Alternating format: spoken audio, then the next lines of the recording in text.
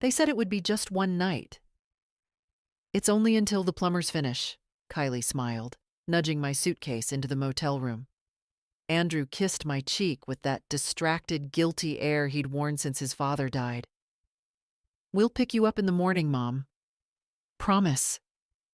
I watched their car pull away through the torn blinds, the taillights disappearing like an afterthought. But I didn't sleep. Something about the way they avoided eye contact, how my wallet had accidentally stayed in Andrew's car, my bones felt it before my mind did. Something was off. The room smelled like bleach and mildew, with a TV bolted to the dresser that flickered when I tried the remote. I didn't even bother unpacking.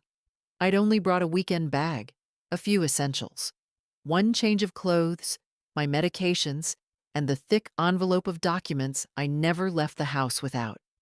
At least I had that: birth certificate, deed to the house, bank statements. I kept them in a zippered pouch, a habit from decades ago when I learned never to trust anyone with the paperwork of your life. In the morning, I opened the curtain to the sight of an empty parking lot. No Andrew, no Kylie, no phone call. I picked up the motel room phone. It was dead. No dial tone. I reached for my cell. It was still on the nightstand, charging. No service. That's when I noticed the envelope was gone. The pouch. The papers. Gone. I tore through my bag, through the drawers, under the mattress like a madwoman. Nothing. My heart thumped in that heavy, unsteady way it had ever since the bypass surgery. I had my pills, thank God, but no ID, no cash, no cards, no documents. Just a woman alone in a polyester dress and yesterday's makeup. I went to the front desk. The girl behind the counter looked like she couldn't be more than 20, chewing gum with indifference. Hi, I was dropped off here last night. My name is Margaret Delaney. I think there's been a mistake. My son was supposed to pick me up. She blinked at me, tapped her keyboard. No reservation under that name. I checked in yesterday. You were a walk-in, paid cash, no ID. I stared at her. That's not possible. My son made the reservation. He brought me here. She shrugged. You're checked out, as of 9 a.m. I'm still in the room. Room's been reassigned. I need to make a call. My son. No phone service today, she said, already turning away. Try next door. They've got a diner. I stumbled into the sunlight like a woman drunk. I was 74 years old.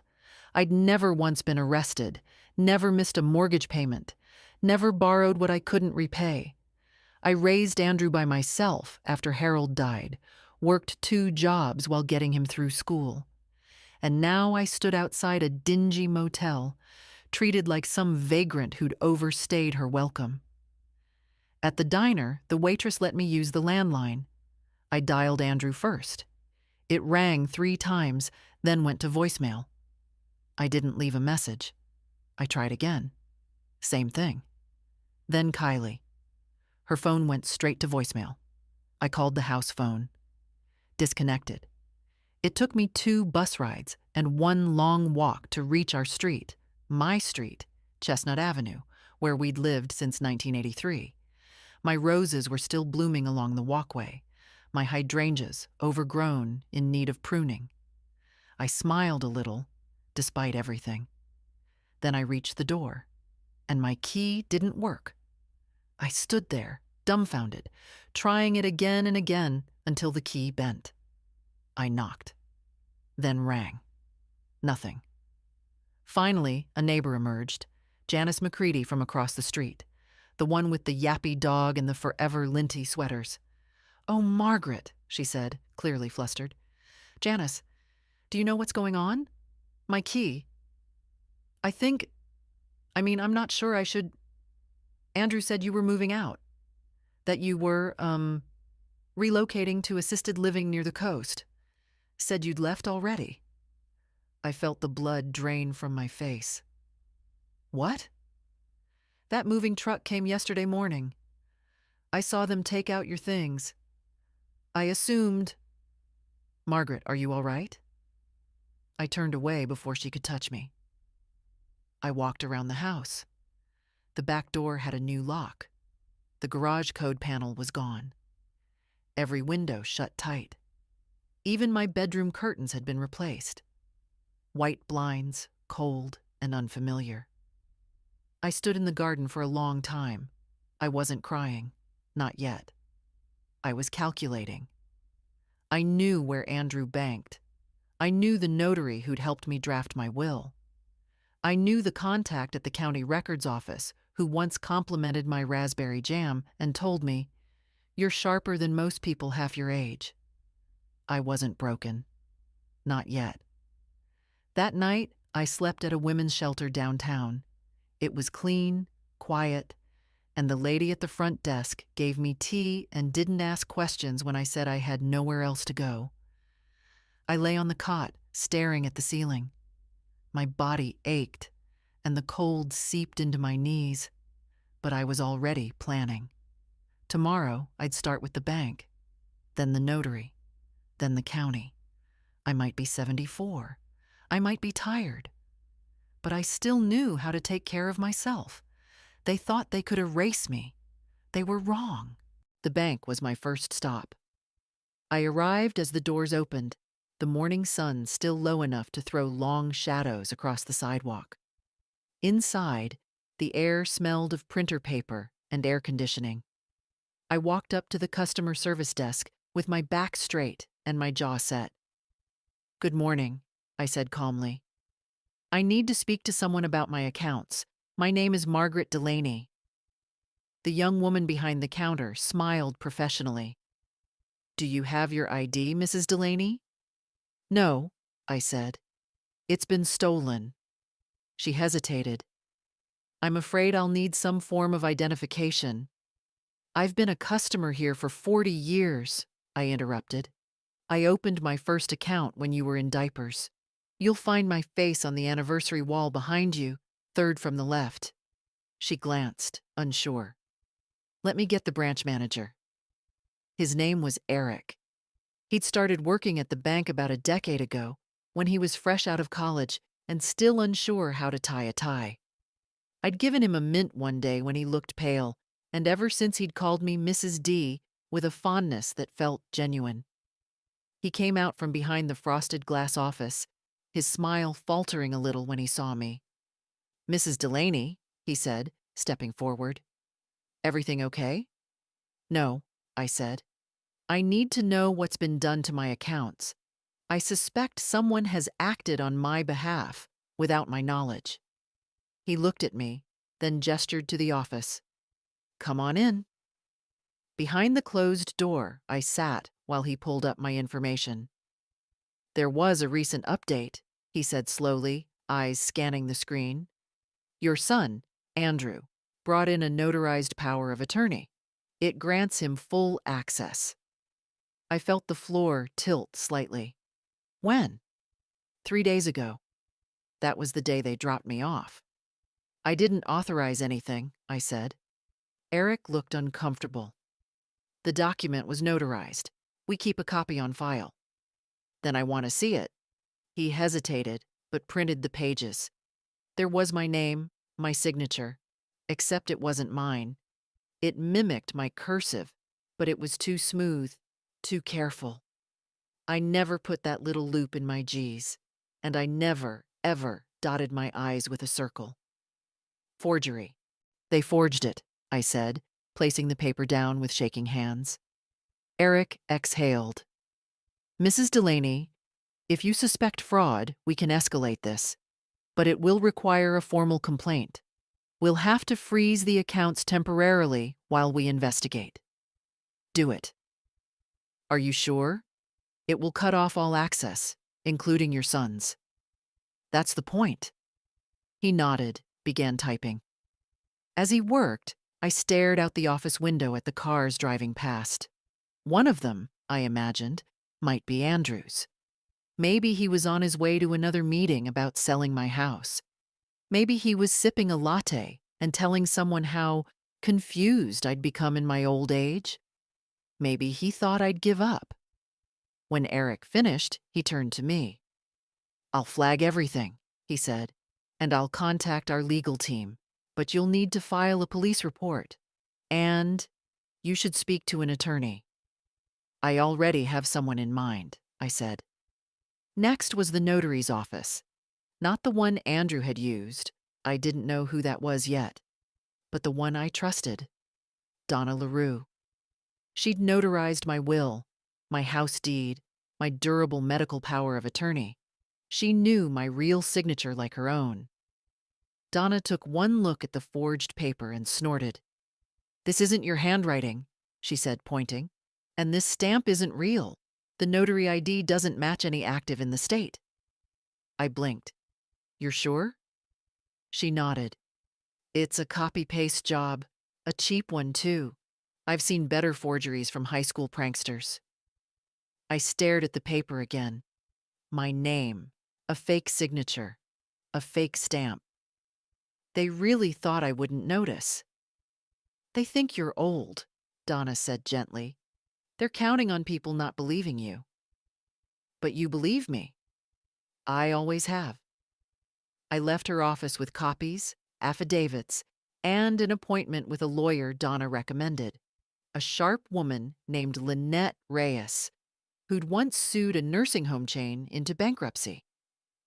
But by the time I reached the county building to check on the house deed, I was starting to feel the weight of it. My body ached. My legs throbbed. I hadn't eaten all day. Still, I went in. I gave the clerk my name. She typed, clicked, frowned. "There was a transfer filed yesterday," she said. "Property reassigned under joint ownership, Margaret Delaney and Andrew Delaney." I closed my eyes. "Was there a witness?" "Yes." "Was I present?" The clerk looked uncomfortable. "I'm not allowed to say, ma'am, but you can file a contest. You'll need to speak with the assessor and submit documentation." "Then give me the forms." That night, I slept in a shelter again. A different one this time. Quieter. A volunteer offered me a cup of soup. I drank it slowly, letting the warmth spread into my hands. They thought I'd crumble. They thought I'd be too old, too confused, too tired to fight. But they forgot who I am. They forgot I raised a son, built a life from scratch, balanced checkbooks when every dollar mattered, stood in line at the DMV with a sick baby on my hip and a bag of groceries in the other arm. They forgot I'm Margaret Delaney, and I'm not done yet. The next morning, I woke before dawn, my body still aching from the cot, and my nerves sharpened to a point. I sat on the edge of the mattress and stared at my hands in the dim shelter light. They were thinner now, more veined than I remembered, but steady. I could still trust them to hold a pen, to write my name the right way, to open doors no one expected me to find. By 8:30, I was standing outside Lynette Reyes's office. It was in a modest brick building downtown. No flashy sign, just her name in small letters on the glass. That told me enough. Lawyers who win don't need neon to say so. Inside, her assistant, a crisp young man named Cody, offered me coffee and helped me fill out a basic intake form. He didn't flinch when I said I didn't have ID.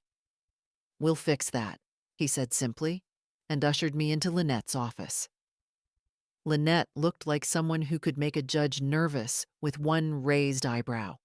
Mid-50s, no-nonsense face, gray streaks in her bun like bolts of lightning. She stood to shake my hand. "Margaret Delaney, Donna called me about you.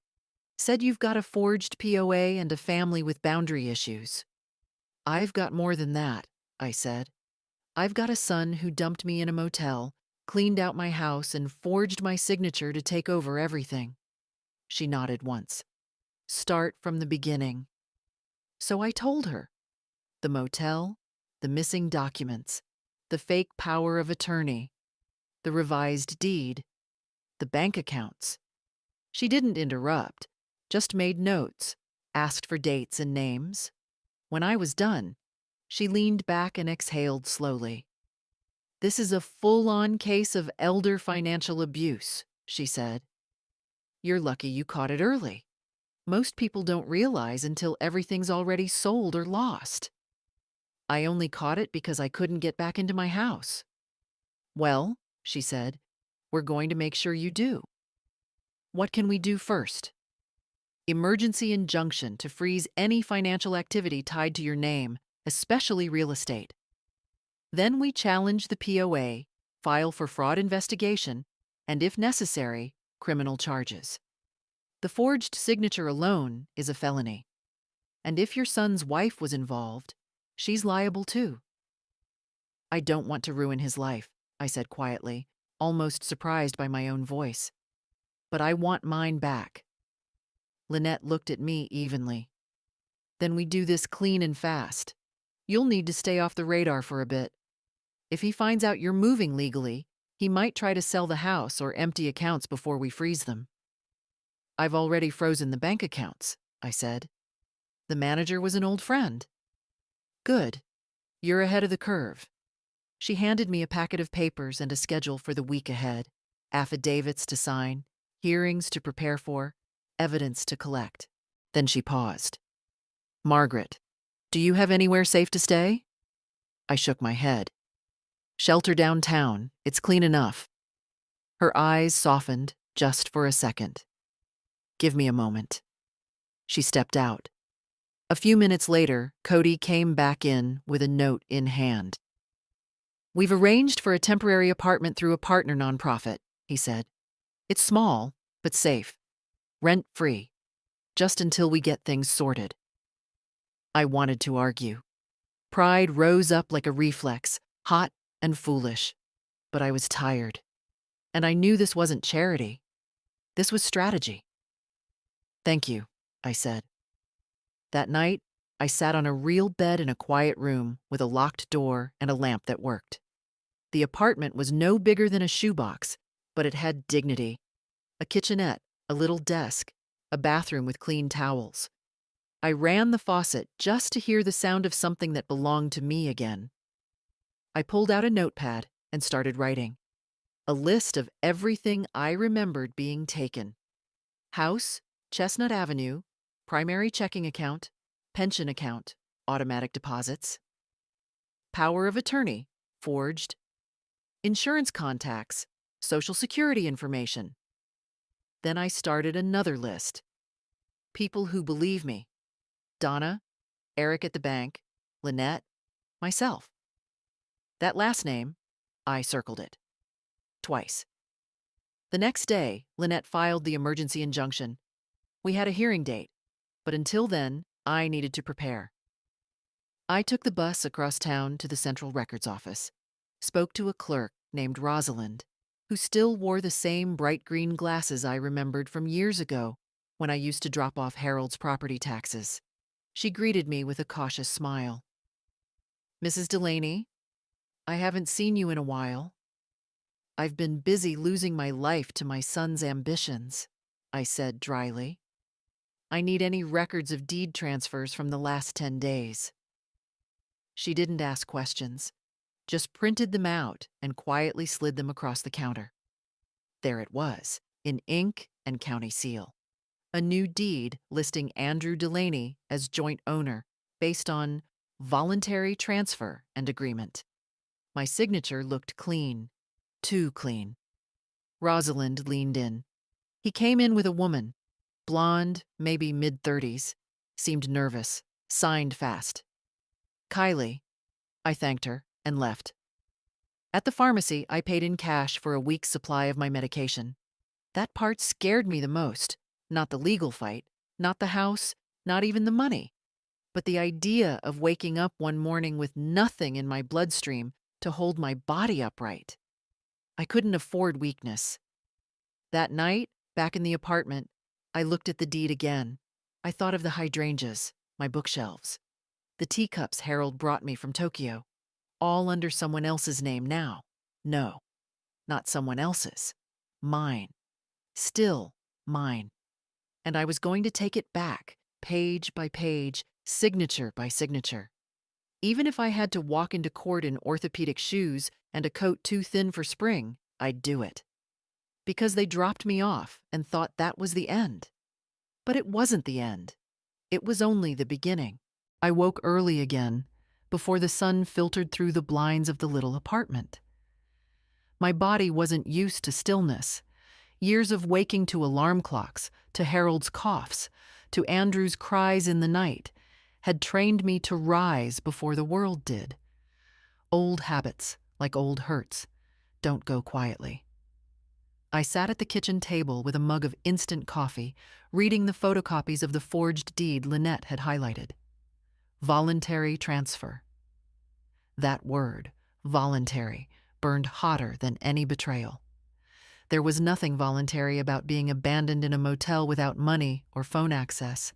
Nothing voluntary in watching your life repackaged under someone else's name. Lynette had scheduled our first court date. Just a motion hearing to freeze the house deed, to stop Andrew from selling it. It was next Thursday. That gave us 5 days. I spent those days collecting evidence. First, I went to the moving company. It wasn't hard. There's only one major outfit in our part of town. The girl behind the counter was wary at first, but when I explained who I was and what I needed, she softened. "Your son said you were already in assisted living," she said, tapping her keyboard. "Said you'd signed everything over." "He lied." She blinked, then quietly printed the service order and invoice. Andrew's name was on every line. His signature again, clean, neat. Nothing like the quick strokes I'd seen on his birthday cards since he was 10. Next, I visited the local post office. The mail forwarding slip was there too, signed electronically, redirected to a P.O. box, not even to his own home. "He said it was temporary," the clerk explained. "Didn't mention you at all." Each lie stacked on the next like kindling. I wasn't angry anymore. I was precise. There's a difference. Lynette met me that Friday afternoon to go over what I'd found. She was pleased. "This paints a pattern," she said. "Intentional misrepresentation. He didn't just act without your consent. He tried to erase your presence from every document." "He wants my house," I said. "And my silence." "Well," she smiled, "he can't have both." Saturday, I returned to the street where my house stood. I took the bus again, no car, no taxi, just the city at my back, and a tote bag filled with records on my arm. I didn't plan to go inside. I just wanted to see it. But something caught my eye from the sidewalk. A van in the driveway, the back doors open, men hauling in large cardboard boxes. One of them had "Stagecraft Interiors" printed across the side. I stepped closer. Kylie stood on the porch, clipboard in hand, telling one of the workers where to place a faux marble pedestal in the living room. I saw it through the open door. They were staging my house. They were preparing it for sale. I walked up the lawn like I belonged there, because I did, and stopped at the base of the porch. Kylie's face went pale when she saw me. "Margaret," she said, with that fake bright voice people use when they don't know who's watching. "What a surprise." "This is my home," I said calmly. "And I see you're redecorating." She straightened. "Well, it's under new ownership now. Andrew and I thought it would be best to freshen things up. You always said the curtains needed changing." She laughed lightly. "I didn't." "Does he know I'm here?" "He's at the office. Can I help you with something?" I looked past her. A man carried out my antique mirror, the one I'd inherited from my grandmother. "Tell your husband," I said, "that his mother is not a memory. She's a witness, and she's coming home."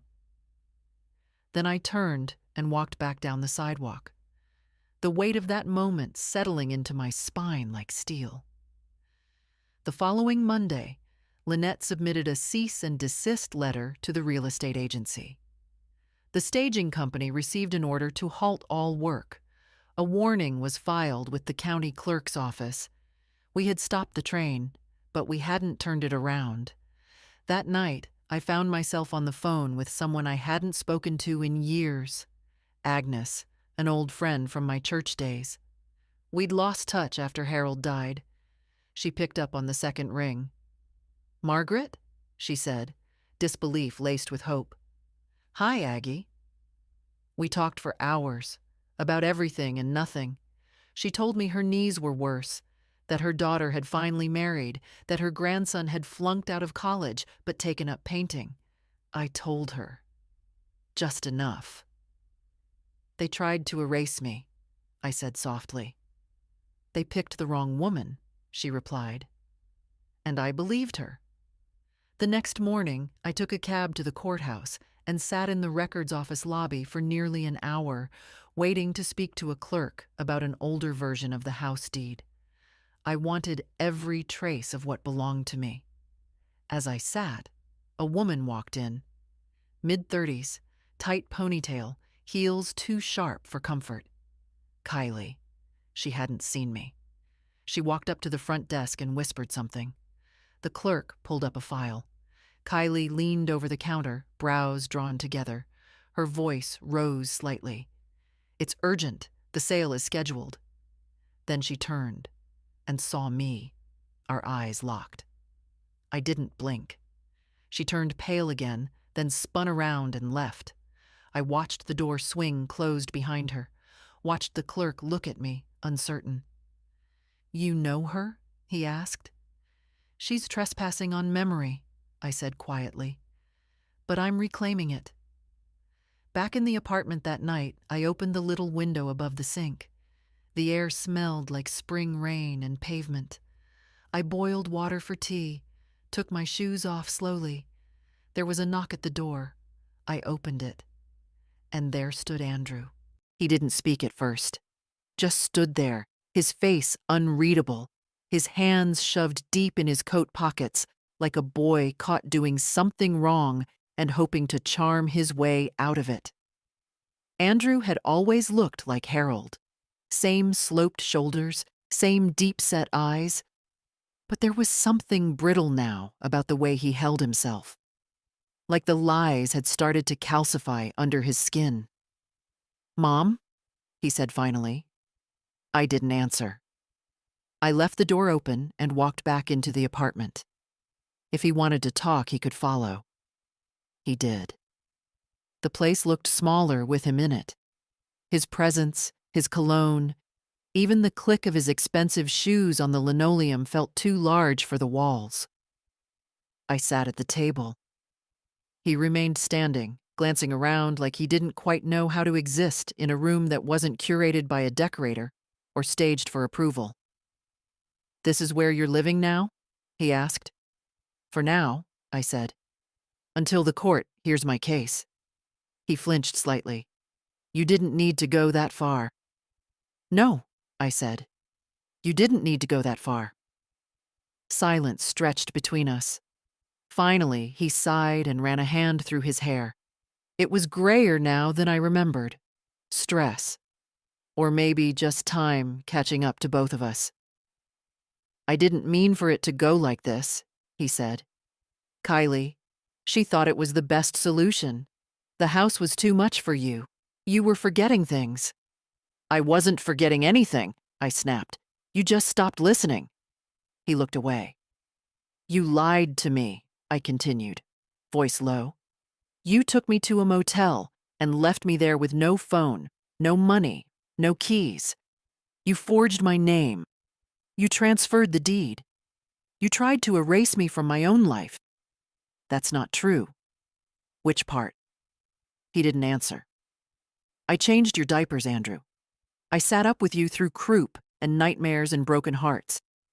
I gave you everything I had, my time, my savings, my strength.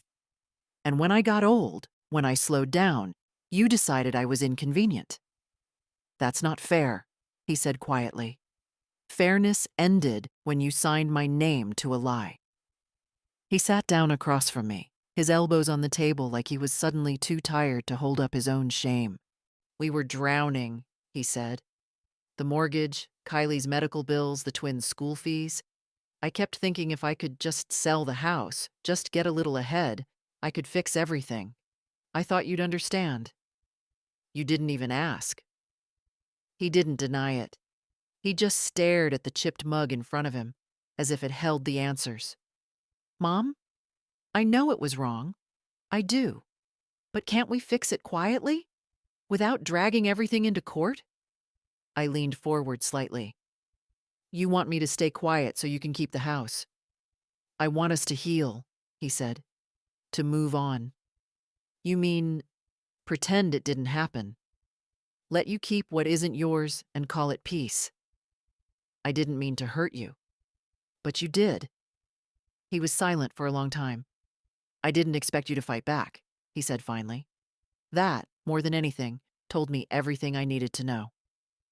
"No," I said. "You didn't." I stood. He did too. "I'm not your victim, Andrew. I'm not your burden. I'm your mother.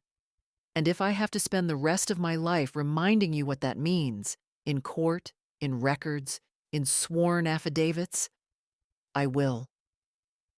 He looked at me, and something passed over his face. Regret, maybe.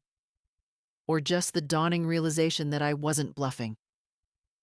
"I'll see you in court," I said. He left without another word. That night, I didn't sleep much. I lay awake, listening to the hum of the refrigerator, the occasional car outside, the soft buzz of streetlights. My body hurt. My heart hurt more. But there was no part of me that doubted what I'd done. I wasn't just defending my home. I was defending the woman I'd spent 74 years becoming. The next morning, Lynette called. "He came to see you, didn't he?" "Yes." "Good," she said. "That means he's scared." "Should I be?" She paused. "No, but you should be ready." I was.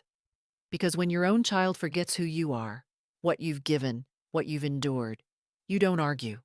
You remind them. You return, piece by piece, until your name means something again. And I hadn't even started. I didn't go outside for the next 2 days. Not because I was afraid, but because I needed quiet. The kind of stillness that lets you hear yourself think without the noise of other people's shame or excuses. I stayed in the apartment with my notes, my papers, my coffee cooling beside a stack of affidavits that had started to feel like armor. I read every line of that forged deed until the curves of my own name, copied, stolen, felt like bruises. By Wednesday morning, I was ready. Lynette picked me up at 8 sharp. She drove a small, silver sedan that smelled faintly of lemon and steel resolve. She didn't talk much on the way to the courthouse, and I didn't need her to. We were 2 women walking into battle with different scars, but the same aim. At the courthouse entrance, I spotted him. Andrew stood with Kylie by the marble steps, both dressed like they were going to a fundraiser. He in a tailored navy suit. She in a pearl-colored blouse that probably cost more than my rent. They looked polished, presentable, deliberate, but they flinched when they saw me. Good. We didn't greet each other. There was nothing left to say out here. Inside the courtroom, everything felt too bright. The windows let in the unforgiving kind of morning light that lays bare everything. Lines, flaws, falseness. I sat beside Lynette, papers in hand, watching as the clerk called our case. Delaney versus Delaney, motion for injunction? The judge was a woman. Older, sharp-browed, silver-haired like me. I liked her immediately. Lynette stood first. Her voice was calm, deliberate, surgical. "Your Honor, my client, Mrs. Margaret Delaney, has been the victim of a calculated and unlawful effort to remove her from her home and control her financial assets through the use of a forged power of attorney and unauthorized property transfer." She submitted the evidence. Bank statements, the fake signature, Donna's affidavit, Rosalind's witness statement. Each item passed across the clerk's hands like stones building a wall between me and the lie Andrew had built. Kylie shifted beside Andrew, her arms folded tight. Andrew's jaw clenched every time Lynette said the word fraud. Then it was their turn. Their lawyer, a man too slick by half, with hair like plastic, rose with a smile that didn't reach his eyes. "Your Honor," he began, "this is a family matter, not a legal one. My clients acted with concern and good intentions. Mrs. Delaney has shown increasing signs of forgetfulness and confusion. They believed she would be safer in assisted care." He turned to me, the performance thick in his voice. No one wanted to hurt her.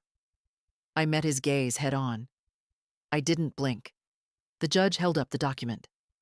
"This signature," she said, "is already under forensic review." The lawyer nodded. "If it was misunderstood—" "It's not misunderstood," the judge interrupted. "It's contested. There's a difference." Silence. The room held its breath. "I'm issuing a temporary injunction," she said. "All sales activity related to the property will cease immediately. No access to funds without this court's approval. We'll schedule a full hearing to determine the validity of the transfer and the power of attorney." I exhaled slowly. "Mrs. Delaney," the judge added, turning to me, "I recommend you retain possession of any personal documents and belongings you still have, until we sort this out." "I intend to," I said. The gavel struck. Outside the courtroom, Andrew caught up with me. "You didn't have to do this, Mom. You're making a scene." "No," I said.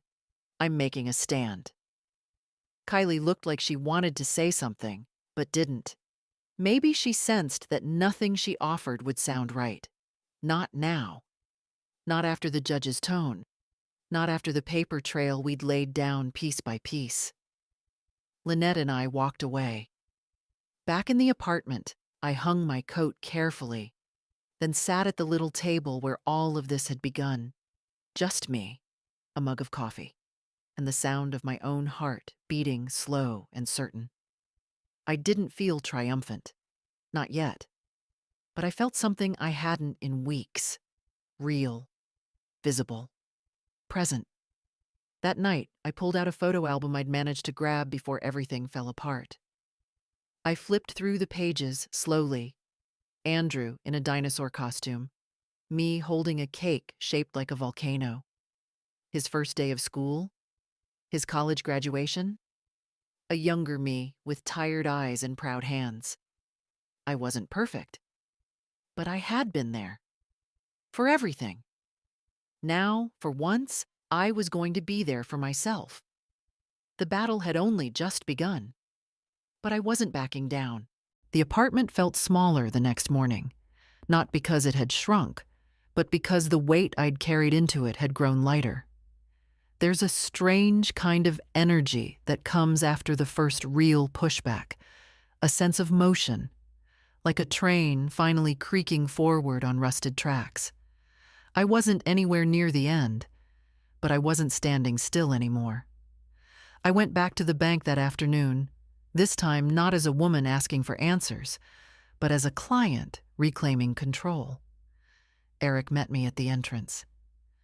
"We saw the court's order," he said, ushering me inside. "I've already flagged the accounts and suspended all activity under the disputed POA. Your funds are secure, Mrs. Delaney." I nodded. "Thank you, Eric. But I'd like to do more than secure. I want to reset." He looked up. "I want to close every joint account Andrew has access to. I want new cards, new passwords, new signatures. Everything." He didn't hesitate. "We'll get started right away." We sat together for nearly an hour. I signed forms, answered security questions, re-established myself line by line.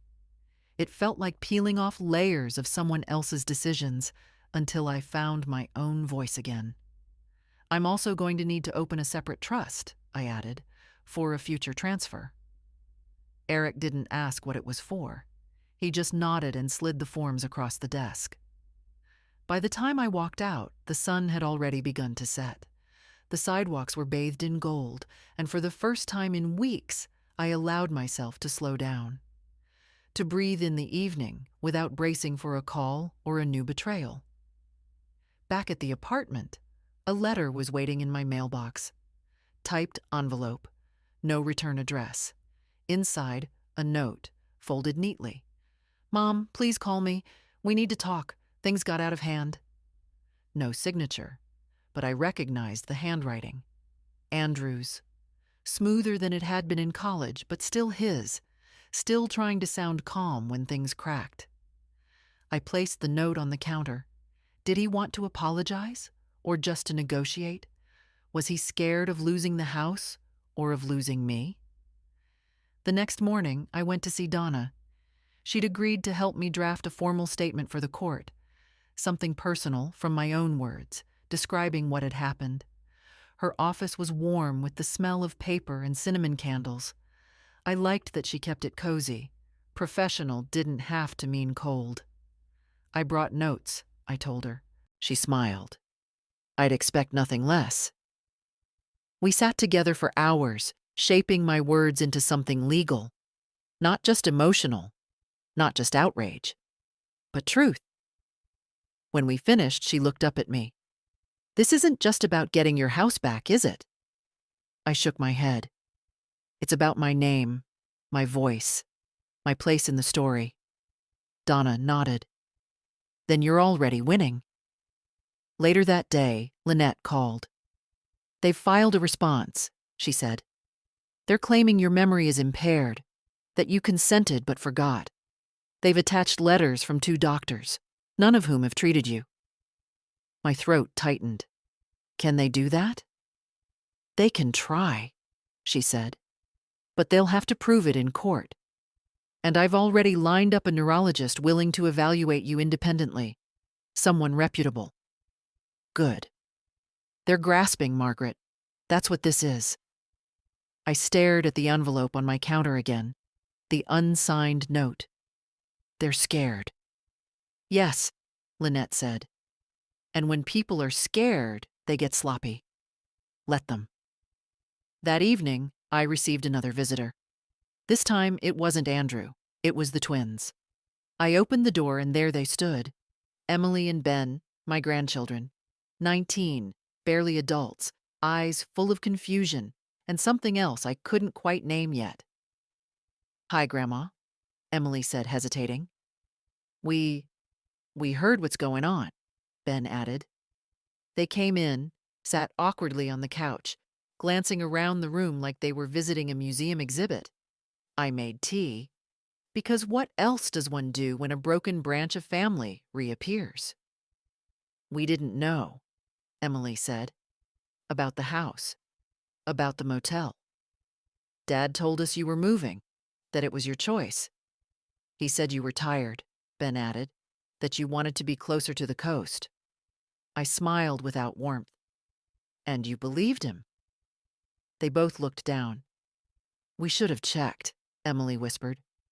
"We're here now," Ben said. I sat across from them, studied their faces. The same freckles Andrew had as a boy, the way Emily wrinkled her nose when she was nervous. "What happens now?" Emily asked. "I fight," I said simply. "In court, in records, with everything I have left." Ben looked like he wanted to ask more, but didn't. When they stood to leave, Emily hugged me. Tentative at first, then tighter. "You don't deserve this," she said. "I know," I replied. They walked out into the evening, just 2 kids caught between love and loyalty. And maybe, just maybe, that was the first crack in the wall Andrew had built around the truth. As I closed the door behind them, I whispered the same thing I'd told myself in the mirror that morning. They forgot who I am. But I haven't. The day of the psychological evaluation came with rain. Not a downpour. Just that steady, whispering drizzle that paints the streets in gray and makes everything feel slower. I stood in front of the mirror longer than usual that morning, brushing my hair, smoothing my blouse, checking the buttons on my cardigan twice. Not because I needed to impress anyone, but because I knew how this worked. The narrative wasn't about truth. It was about perception. Dr. Evelyn Monroe greeted me at her office door. She was in her early 60s, with kind eyes and a voice like velvet, warm but precise. I liked her instantly. "I've reviewed the petition your attorney submitted," she said as we sat across from each other. "I understand there are concerns about your cognitive function." I gave a tight smile. "Apparently, remembering a forged signature and recognizing your own name makes people nervous." She smiled back. "Let's just talk." And we did. For over an hour, she asked questions about dates, names, my medications, my past, current events. I recited all the U.S. presidents backwards, starting from Biden, listed my childhood addresses, explained compound interest. We discussed my weekly routine, my financial choices, my sleep habits. Halfway through, she paused and said, "You seem more grounded than most people my age." "I raised a son through 2 recessions and a mortgage crisis," I said. "You don't get through that by being foggy." She laughed, not condescendingly, genuinely. When it was done, she handed me a small printed card. "You'll receive a formal report in a few days, but I can tell you this much now. You're more than capable. Whatever they're suggesting, it won't hold in court." I nodded. "Thank you."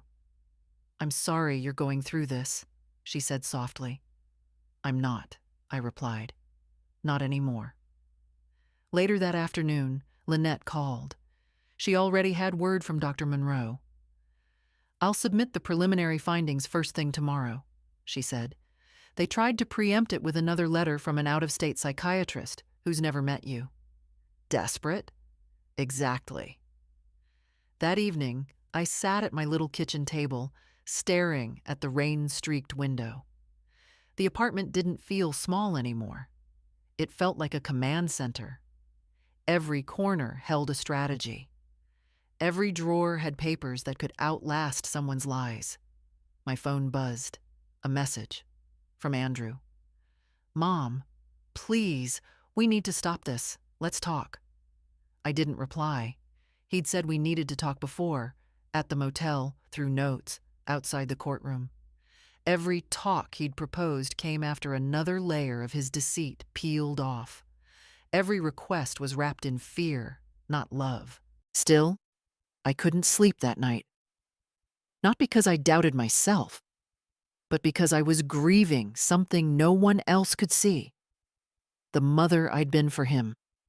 The woman who had covered his mistakes, paid his debts, cheered his victories even when he barely looked back. That mother had been laid to rest somewhere between a motel parking lot and a forged document. But another woman had risen in her place, one who remembered the value of her own name. The next day, Lynette and I met to finalize the complaint for the full hearing. We were not just contesting the deed transfer and the power of attorney, we were pressing charges. Fraud, financial abuse, elder coercion, she listed out, ticking them off like groceries. "We'll start with civil, but if the DA picks it up, there could be criminal charges too." I nodded. Then I handed her something I hadn't told her about before. It was a copy of a check I'd written to Andrew 2 years ago, $75,000. Marked, business loan. A signature in my own hand. Below it, a notarized agreement he'd signed, promising repayment within 12 months. He'd never paid a cent. Lynette raised an eyebrow. "Why didn't you mention this before?" "Because I thought I was being a good mother," I said. "Turns out I was just being used." She slipped the check into the folder. "This helps. Shows a pattern. This wasn't a one-time mistake. It was a slow bleed." That night, I got another visitor. Not Andrew, not the twins. Kylie. She knocked softly, like she didn't want to be heard by herself. I opened the door but didn't step aside. "Margaret," she said, voice shaking slightly. "Can we talk? Only if it's not about how things got out of hand." She looked down. "Andrew's losing sleep. The kids are scared. He's not himself. Then maybe he's finally meeting the part of himself he left behind." She didn't smile. "I didn't want to do it this way."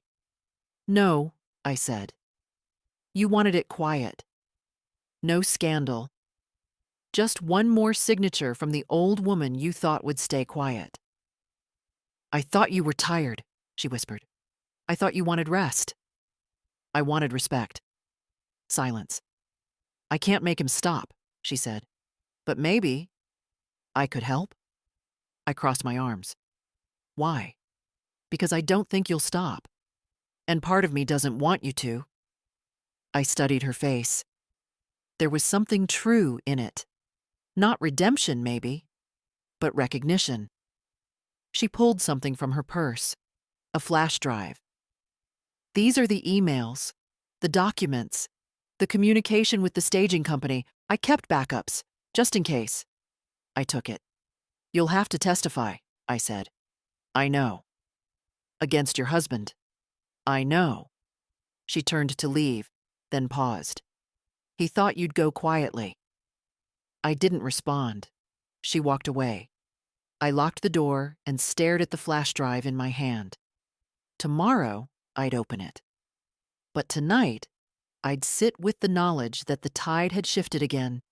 He thought I wouldn't fight. He thought I'd fold. But I'm still here. And I am not done. I waited until morning before plugging in the flash drive. There was power in that choice. Not rushing, not reacting. Just waiting, calmly, on my terms. I brewed tea, took my pills, and opened the blinds to let in the pale light of another cloudy morning. Only then did I sit down at the little desk, open my laptop, and slide the drive into the port. It loaded slowly, like something reluctant to reveal its truth. Inside were neatly labeled folders: deed prep, POA drafts, interior contracts, sale timeline. But it was the folder marked correspondence that made my hands still. I clicked. Emails. Dozens of them. Between Andrew and Kylie. Between Andrew and realtors. Between Andrew and a lawyer I'd never heard of. One thread dated back months before the motel. Subject line: "Mom's assets. Urgent." I scrolled. If she gets difficult, we'll say she's confused. Her memory's been slipping anyway. The key is to stay ahead of her. We can have the papers notarized in advance. She doesn't need to be there. Just get someone who'll stamp. Once she's settled somewhere else, we'll change the locks. Make it seem like it was her decision all along. I sat back in the chair, the screen still glowing. I wasn't just pushed out. I was planned out. And now I had proof. I printed everything. Every email, every timeline, every contractor receipt with Andrew's signature, every date that lined up with the lies he'd fed me. Then I picked up the phone. "Lynette," I said, "we're going to war." She didn't ask questions. "Bring it in. I'll prep the exhibits." That afternoon, we submitted an amended complaint to the court. Intentional deception, fraudulent notarization, asset concealment, and breach of fiduciary duty under the false POA. The judge, Lynette said, would be hard-pressed not to move it toward criminal referral. When I left her office, the sky had cleared, not metaphorically, literally. Blue stretched wide overhead for the first time in what felt like weeks. The city, scrubbed clean by the last days of spring rain, shimmered in sunlight. I walked 2 blocks to the cafe where I used to take Andrew when he was little. He liked the sugar cubes. I always gave him 2. I ordered tea and sat by the window. Across the street was a playground. A little boy chased pigeons while his mother watched, laughing when he stumbled. I wondered what kind of man that boy would become. Who would he blame when things got hard? Who would he expect to clean up his messes? That night, I got another call. Evelyn Monroe, the psychologist. "I finished my report," she said. "It's done and submitted. And Margaret, I went a little beyond?" "What do you mean?" "I included a supplemental opinion on cognitive abuse. Based on your history, your independence, and the timeline, it's clear to me that your son used manufactured concern as a weapon." I was quiet. "Most people don't fight back," she added. "They're too afraid of losing what little they have left." "But you're not most people." "No," I said, "I'm not." The next day, the court clerk called. The hearing date was moved up. Kylie's testimony had triggered an acceleration of process, especially with the emails now part of the official record. "They're rattled," Lynette told me. "I want them in the room when I speak," I said. "You'll have that." Over the next 2 days, I barely slept. I rehearsed my statement, rewrote it, practiced it aloud. I looked in the mirror and read it to my own reflection. Not dramatic, not sentimental, just facts, steady and sharp, like the truth should be. On the day of the hearing, I wore my navy dress, the one they thought I'd be too old to care about. I put on my mother's brooch, the silver one shaped like a leaf. It had been passed down, not handed over like something disposable. The courtroom was packed. A few reporters, a few spectators. I didn't care who they were. I only watched Andrew. He looked smaller this time, less sure, like the weight of his plan had finally settled onto his own shoulders. Kylie sat beside him, pale but composed. The judge addressed the room, then turned to me. "Mrs. Delaney," she said, "you may proceed." I stood. "My name is Margaret Delaney. I am 74 years old. I was born in this state. I raised my son as a single mother after my husband died unexpectedly at 47. I paid off our mortgage. I paid for my son's education. I never missed a bill." My voice didn't shake. "I was removed from my home under false pretenses. My accounts were accessed using a forged power of attorney. My house was listed for sale without my knowledge. I was labeled confused, too old, too slow to notice. But I noticed." I held up the papers. "I noticed everything, and I am here today to make it clear. I do not give permission. I do not give silence. I do not disappear." The room was so quiet, I could hear the click of the judge's pen when she set it down. Lynette stood. "We rest, Your Honor." The judge nodded. "We'll reconvene in 3 days with a ruling." We left the courtroom in silence. Outside, in the hallway, Andrew caught up to me. He didn't speak right away. Then, "You've made your point." I turned to face him fully. "No," I said. "I've made my line, and you've crossed it for the last time." He didn't follow me. He just stood there, alone. And I walked out. The sunlight waiting, not just on the sidewalk, but in my bones. 3 days later, I dressed slowly. Not because I was nervous, but because I understood the weight of what was coming. You don't step into a room where your life will be decided without pausing, without acknowledging how far you've walked in shoes that weren't always kind to your feet. I wore the same navy dress, the same brooch.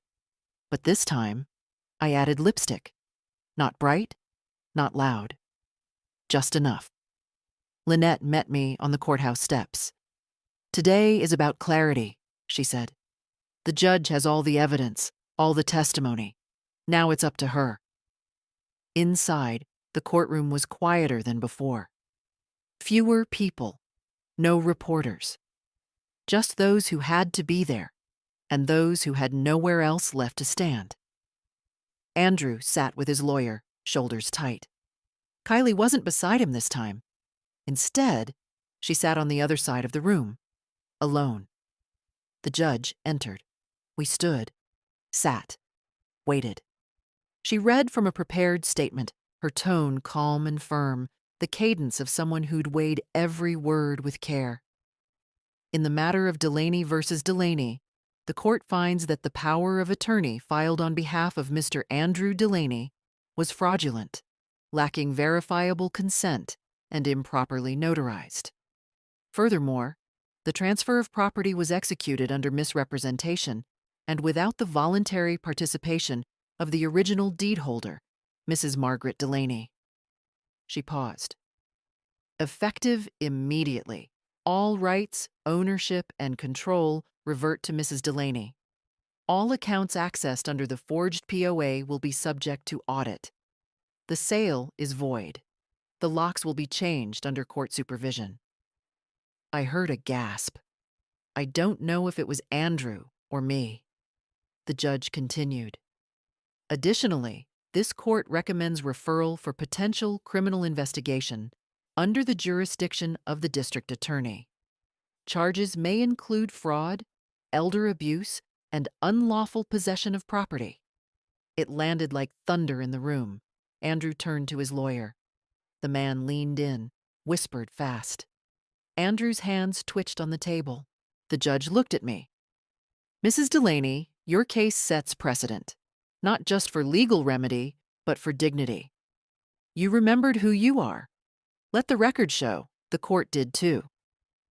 I stood when she exited, not because anyone asked, but because I needed the weight of the moment to settle upright in my spine.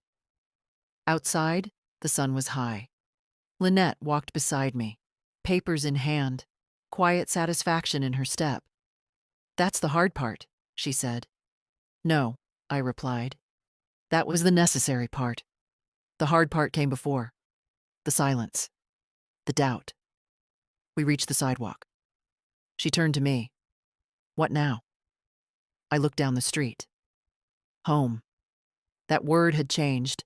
Not just a house, not just brick and windows and roses by the fence, but a place I never left behind, even when someone tried to take it. I go back, I said, and this time, I carry the key.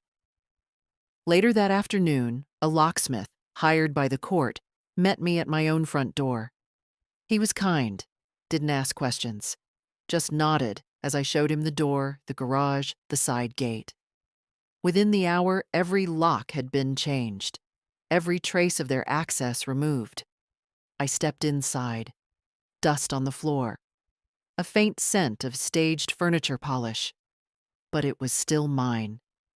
The couch was gone. So were the curtains, but the floorboards creaked in all the right places, and the sunlight hit the kitchen tiles like it always had. I walked room to room. Found my grandmother's mirror, left in the garage, wrapped in a moving blanket. Found my teacups in a box labeled donations. I unpacked them slowly, placing them one by one into the cupboard where they belonged. Not for charity, for continuity. That night, I sat in the living room, on a chair they hadn't taken, with a cup of tea in my hand. Outside, the wind stirred the hydrangeas. Inside, I felt something settle. Not joy, not triumph, just truth. I hadn't won everything, but I had reclaimed myself, and that, I realized, was enough. I didn't expect the phone to ring that night. Not after the ruling, not after the locks had been changed, and the house had been made mine again, not just by law, but by presence. I had turned on every light, opened every cabinet, and let the silence know I was home. Silence doesn't always mean peace. Sometimes it just means no one's listening. So when the phone rang, I almost didn't answer, but I did. Hi, Grandma. Emily's voice, small but steady. Hello, sweetheart. I heard, it's over. I glanced around the living room. Boxes still sat in corners. My feet ached from walking on cold tile all day. But yes, it's over. A pause. I'm glad, she said. I didn't know what to do before. I still don't. That's all right, I told her. You don't have to know. You just have to be honest. I want to come see you. You can. She exhaled like she'd been holding her breath all week. I'll bring Ben, if that's okay. Of course. She hesitated again, then quietly, I'm sorry for not asking questions sooner. You were told not to. Another pause. He told us you were losing it, that you forgot things, that you were better off. He needed you to believe that, I said, so he wouldn't have to explain what he was doing. Do you hate him? That stopped me. I thought about the motel, the bank, the forged documents, the look on his face when he realized I wasn't going to disappear. No, I said, but I no longer excuse him. The line went quiet, and then Emily whispered, That makes sense. We set a time for the next afternoon. When they arrived, I was in the garden, clipping dead blooms, turning the soil. My hands were dirty, and my knees ached, but the sun was warm, and I welcomed it like a guest I hadn't seen in months. They walked up the path slowly. Ben taller than I remembered, Emily with her arms folded, like she wasn't sure if she was allowed to unfold them. You can come in, I said. This is still your grandma's house. Inside, we sat in the kitchen. I made sandwiches. Not the kind they grew up with. My hands weren't as fast as they used to be, but good enough. We ate in near silence. Then Ben spoke. Is Dad going to jail? I don't know, I said. That's not in my hands now. It's in the district attorney's. Emily stared at her plate. He's angry. He says you ruined everything. I imagine he does. He says you turned on him. I sipped my tea. No, he turned on me. I just turned back around. Ben nodded like he didn't fully understand, but respected it anyway. You didn't deserve this, Emily said. No one does, I replied. But that doesn't stop it from happening. I didn't ask them to take sides. I didn't scold or explain further. I just let them sit in the house they once ran through with popsicles and let the weight of everything settle where it belonged. Later, Emily walked into the living room. She stood in front of the fireplace, staring at the empty space where my photos used to be. They packed all this up, she said. They did. Why? To make it look like I'd already left. She turned around. Do you have the pictures? I nodded. In a box. I haven't had the heart to unpack them yet. She crossed the room, opened the nearest box, and began to lift them out. One by one. Frames wrapped in newspaper, memories unwrapped carefully. Ben joined her. They placed them back on the mantel, me with Harold, Andrew as a boy, Emily's kindergarten picture, the faded photo of my mother in her wedding dress. The room began to look like mine again, not because of the walls, because of what they held. When they left, I hugged them both. No tears, just long, quiet embraces, the kind that carry both apology and forgiveness without needing to say either. After they were gone, I sat back in the kitchen and stared at the table, at the note Andrew had left me in the apartment, still folded, still unsigned, still unanswered. I didn't need to open it again. I knew what it said. What mattered now was what I said, and what I chose to say was nothing.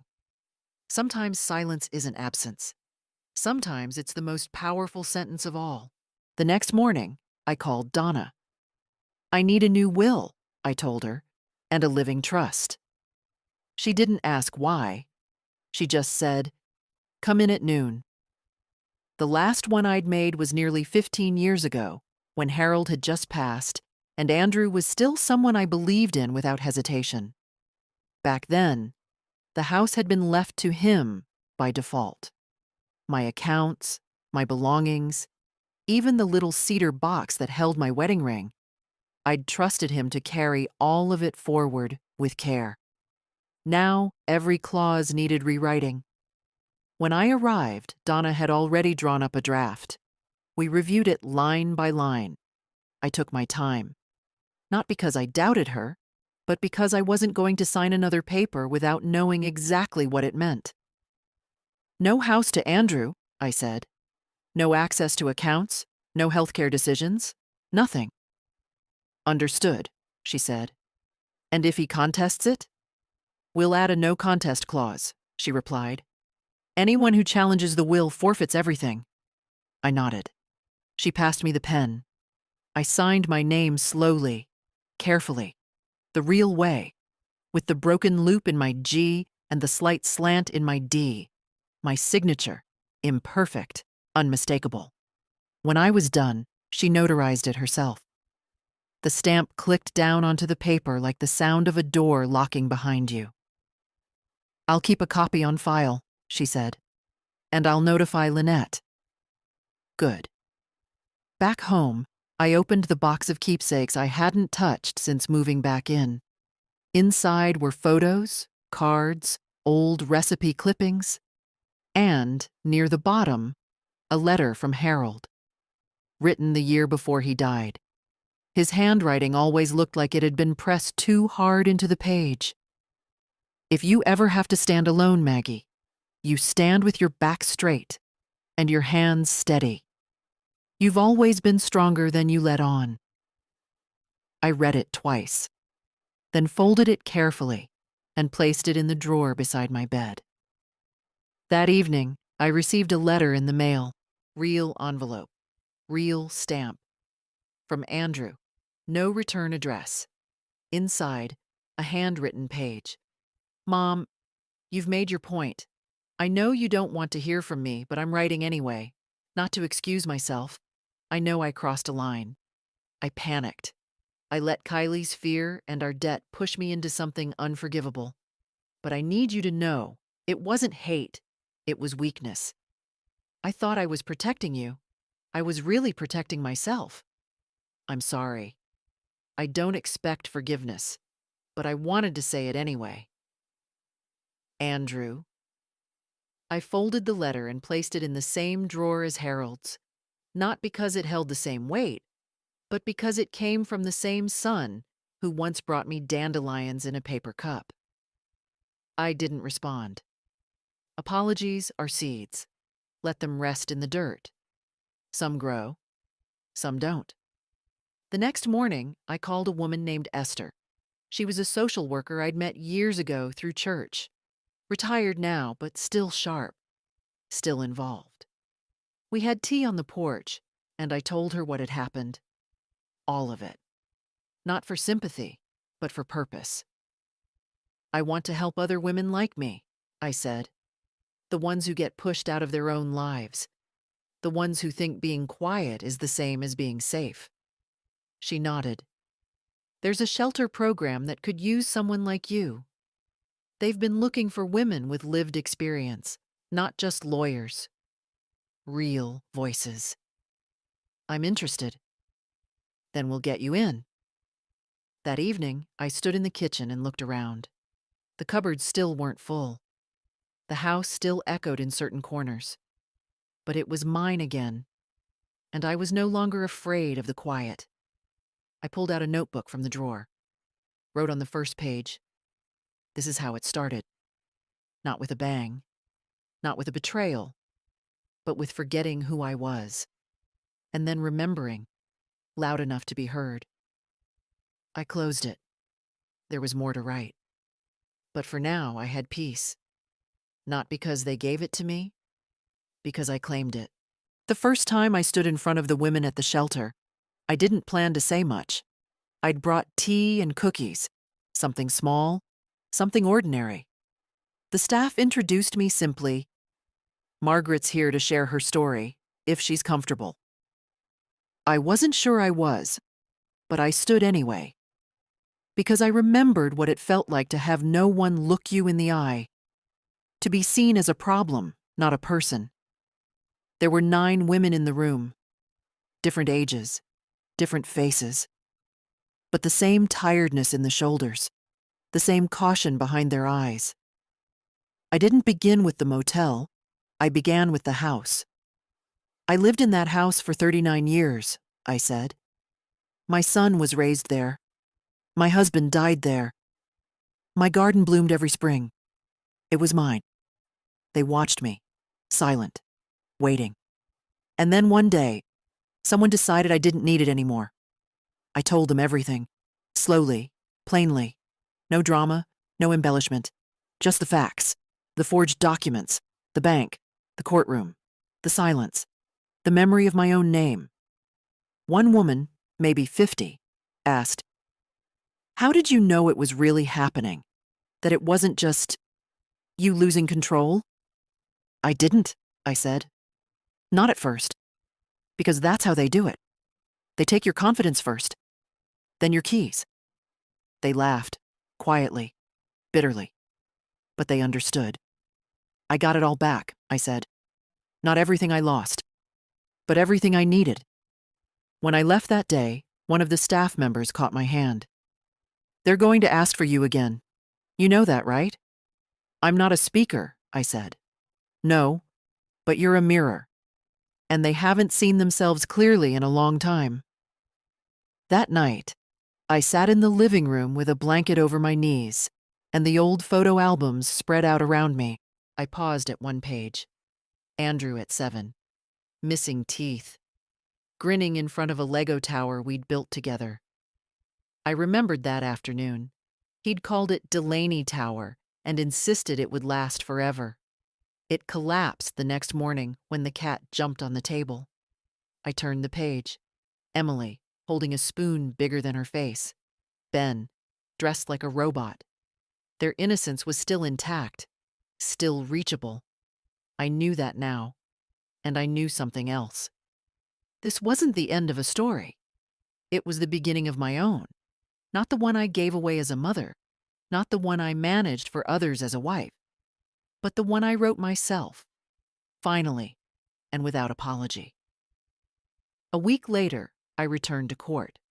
Not for my case, but for the DA's announcement. Formal charges, fraud, elder financial abuse, forgery, and misrepresentation. Andrew didn't look at me in the hallway. Kylie did. She gave a slight nod. She would testify, they said.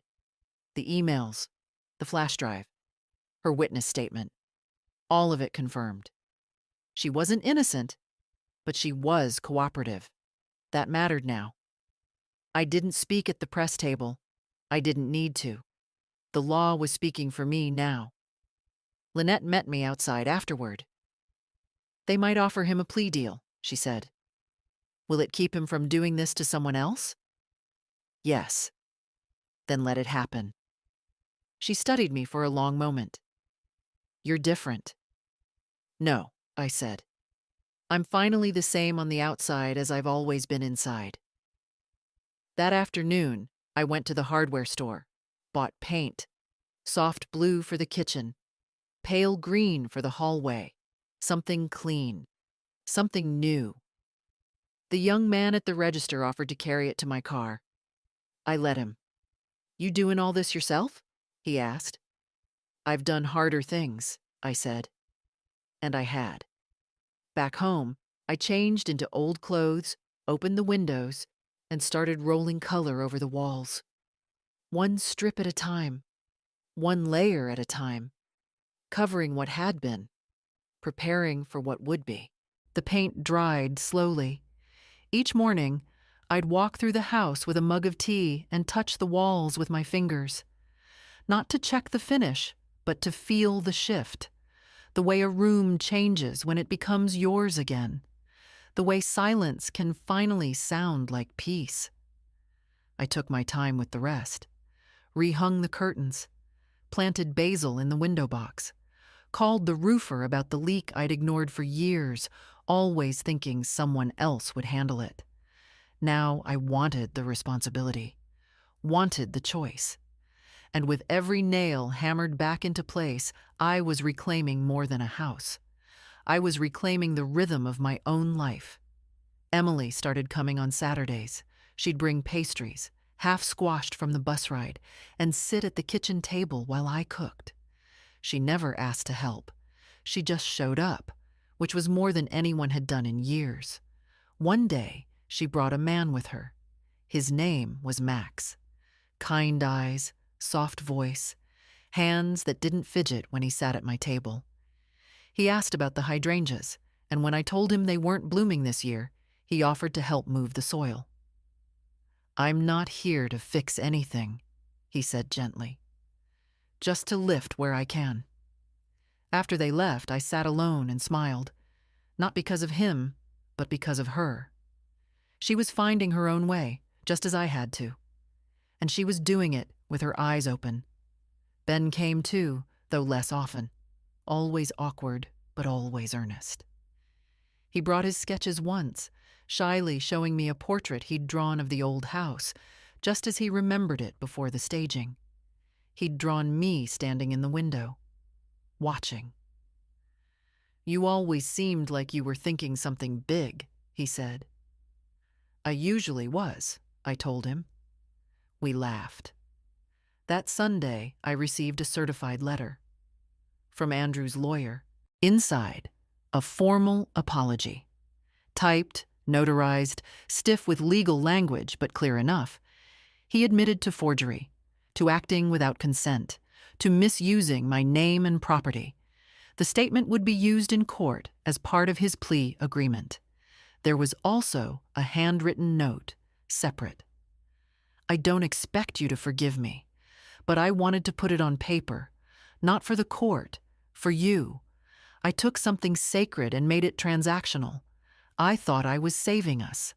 I was really saving myself from shame. You didn't deserve it. I know that now." "Andrew." I folded it once, placed it in the same drawer as the others. That letter wouldn't be framed, wouldn't be destroyed. It would just live there, quietly, like a wound that healed enough to stop bleeding, but still remembered the pain. That night, I took a long bath. First one since coming back to the house. I let the water rise slow and hot, let it cover my knees, my hips, my ribs. Let it hold me. Not as a rescue, but as a rest. And for the first time in a long while, I didn't think about what had been taken. I thought about what I'd kept. My voice. My name. My will.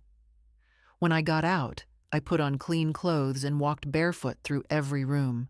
No music, no television, just the sound of a house that had learned to listen again. I paused in front of the mantel, touched each photo with 2 fingers, whispered the names of the people in them, not for memory, but for continuity. They hadn't gone, and neither had I.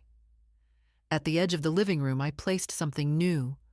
A small frame, simple wood, no glass.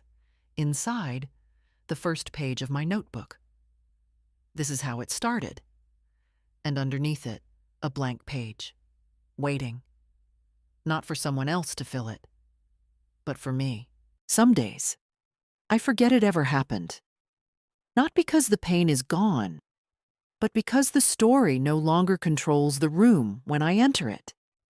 Now, when I wake up, the first thing I notice is the light. The soft way it leans through the window over my kitchen sink. How it rests on the floor where I used to stand every morning for 40 years. Not as something nostalgic, but as something earned. I no longer check the mailbox with dread. I no longer second-guess the sound of a knock. I no longer rehearse my worth in silence, waiting for someone else to name it. I know who I am. The DA accepted Andrew's plea. No jail time, restitution, public record of guilt. Community service, the judge said, in settings that remind him who he tried to silence. I didn't object. I didn't attend the sentencing. Let the system speak for me now. I was done narrating that part of my life. I've moved forward, not moved on, because some things shouldn't be gotten over. Some things should be remembered so they don't happen again. The shelter asked me to speak monthly now. There's a waiting list for my sessions. Women show up early. They bring notebooks. They take notes. Not on my story, but on their own. One of them hugged me last week and whispered, "I thought I was the only one." You're never the only one, I told her. You're just the first to say it out loud. Emily calls every Friday. Ben sends sketches. Little moments come in like sunlight, unannounced but welcome. Kylie mailed me a Christmas card with no return address. I didn't reply. But I didn't throw it away either. And sometimes I still talk to Harold, quietly, not expecting answers, just sharing the air. See what I did? I say aloud. See what I remembered? And in those quiet seconds, I swear I can feel him smile. There's no revenge in what I did, no great cinematic twist, just dignity. Picked up piece by piece, just truth, spoken without apology. And just a woman, older now, stronger still, who learned that the most dangerous lie isn't the one they tell about you, it's the one they convince you to believe. So if you're reading this and you've felt it, whatever it is, know this. You are not a burden. You are not a ghost in someone else's story. You are not done. Stand up. Say your name. Take one small thing back today, your password, your bank account, your keys, and then take the next. You don't need to burn bridges to walk away. You just need to remember. You were never supposed to disappear quietly. Not you, not ever.